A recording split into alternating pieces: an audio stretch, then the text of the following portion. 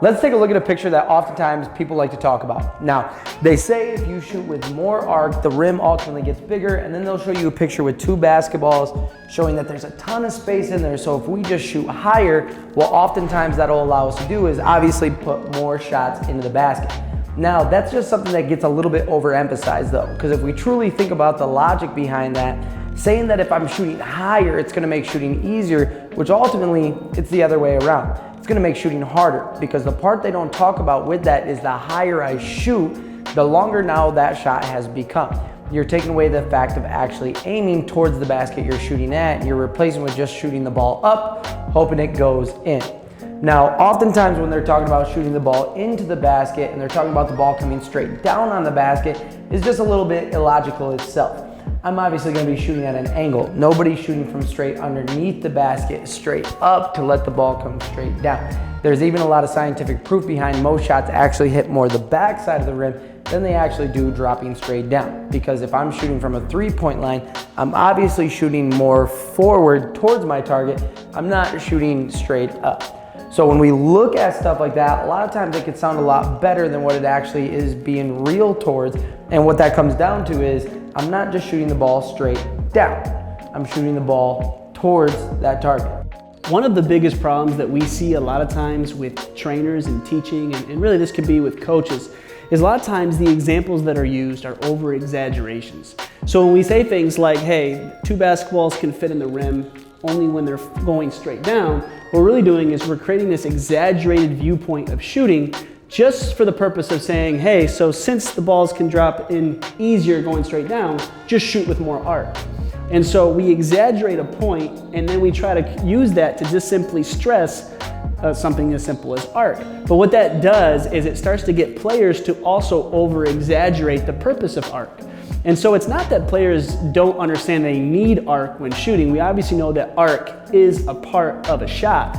But what happens is a lot of players literally think that arc is shooting with their elbow straight up in the air. And so they're completely overemphasizing the whole purpose of what we're trying to explain. And that's the danger of exaggerating when it comes to teaching with those types of illustrations and analogies. And so without completely saying arc is useless, what we need to be able to say is, yes, you need arc, but more important than arc in this instance, we need to start making sure that we're teaching to the basket. The ball has to actually get there, and it has to go in by shooting to the basket, not shooting and hoping it drops down in the basket. So we need to just simply change the picture that we're creating in the minds of basketball players. And so when we actually start lowering arc, we start getting players to shoot and really think about the lines that they're shooting in, we start to simply give them more accuracy and get them more precise with their shot. Because ultimately in the game of basketball, arc is something that changes with situations. But when it comes to being wide open, and when it comes to me just being alone at a spot, I don't need to try to shoot by shooting the ball up and in. I need to shoot the ball to the target, and I need to be accurate with that shot to be the best shooter I can possibly be. Exaggerate your arc. You felt like you exaggerated your arc that time? Did you feel like you exaggerated your arc? Like the way it feels, right? But that looks a ton better. So if you can just figure out how to tune in on that about 50 shots from now, that will feel great.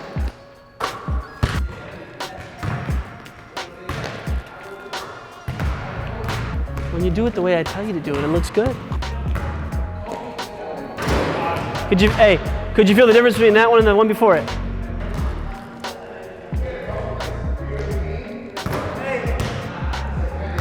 Did you feel like that was high? Did you feel like that went higher? And I'm not telling you that shooters need more arc. I'm saying that I need more. You need it because you're not even getting to average. You're just shooting such a flat ball. So when you exaggerate it, make it feel like you're shooting rainbows, for you end up shooting normal.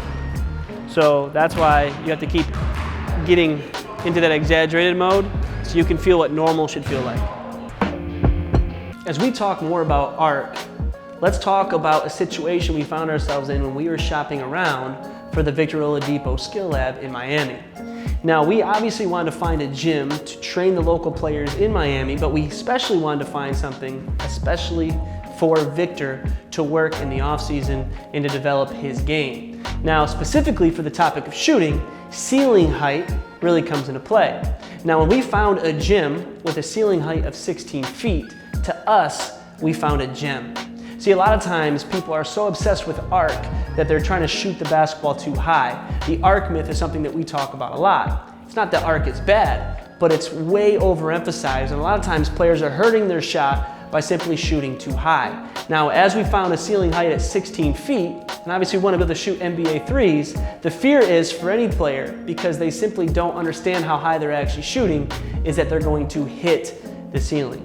Now, with players like Victor and other NBA players that we had in the Victor Oladipo Skill Lab, what we found is that great shooters never touch the ceiling.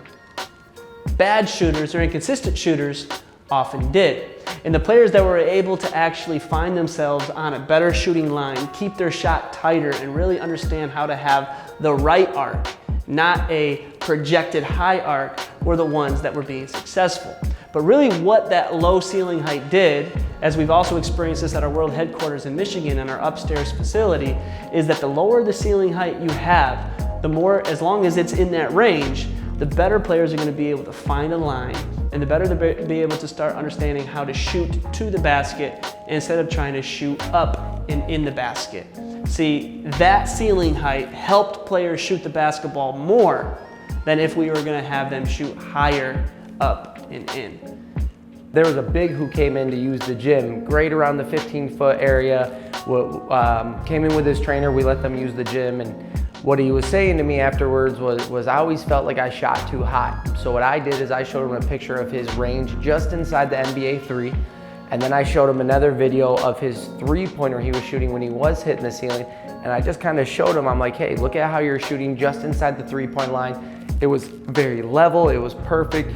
He wasn't going too high. He was shooting on a really nice tight line, and if we even looked at his percentages, his mid-range percentage was phenomenal. Now, he took one step back behind that NBA line, and for whatever reason, for a lot of players this happens, the little trigger in their head goes off that they want to shoot the ball higher to try to make it go in.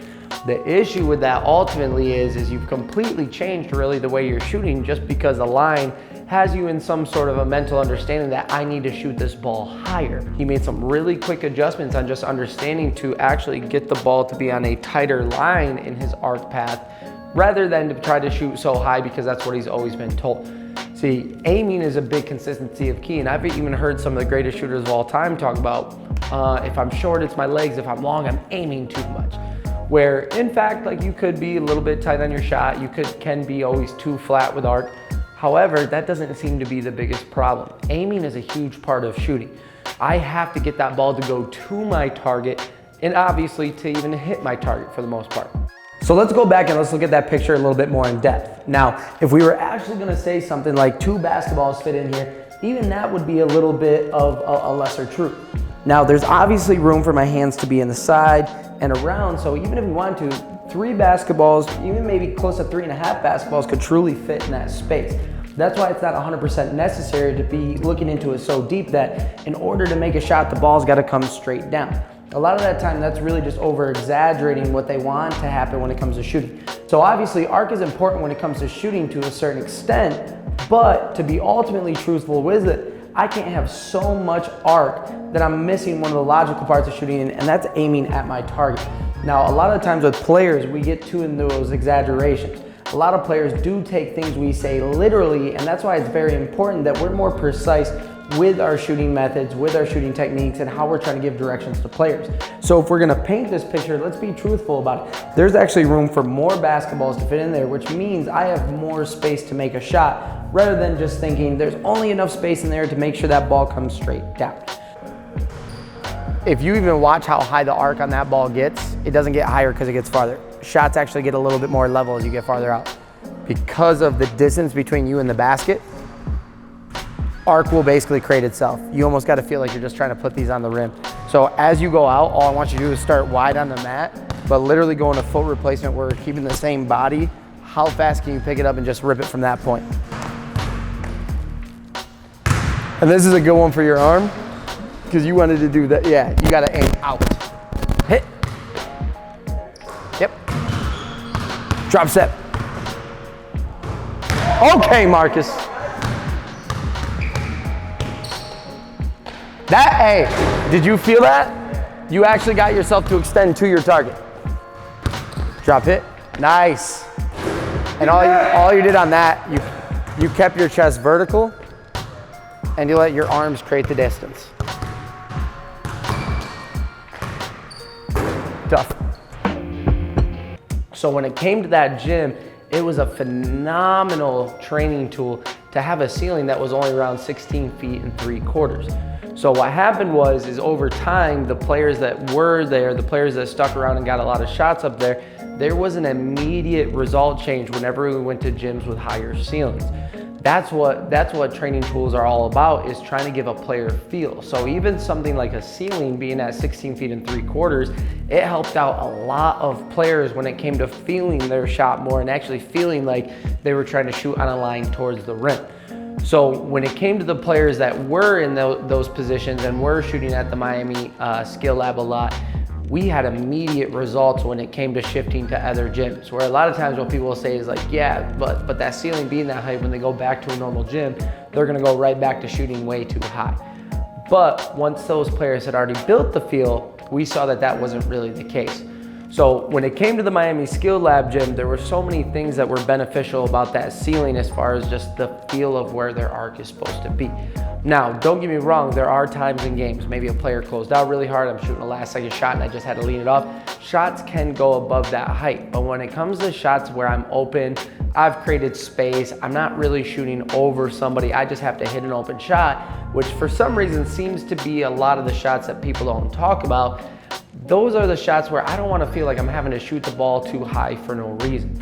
So when you have that great accountability of a low ceiling like that, you can really now start to zone in on what shooting should actually feel like from the perspective of actually aiming the ball at your target. So when it comes to arc and shooting, a lot of times you can't take too much to heart the exaggeration of what everybody's putting on arc. Sometimes you can't even listen to some of the greatest shooters of all time because they themselves don't even know how to explain what they're actually doing. So when you really dig into shooting, you really dig into arc, watch some video, watch so many different shots, and what you'll see is most shots barely get above the height of the backboard. Top of the backboard's 15 feet, you'll figure out that most shots reach about 16 feet at kind of the peak. Some can get higher at times, but for the most part, that tends to be kind of the average. So when getting into shooting, try to watch more, try to really be realistic about what you're seeing.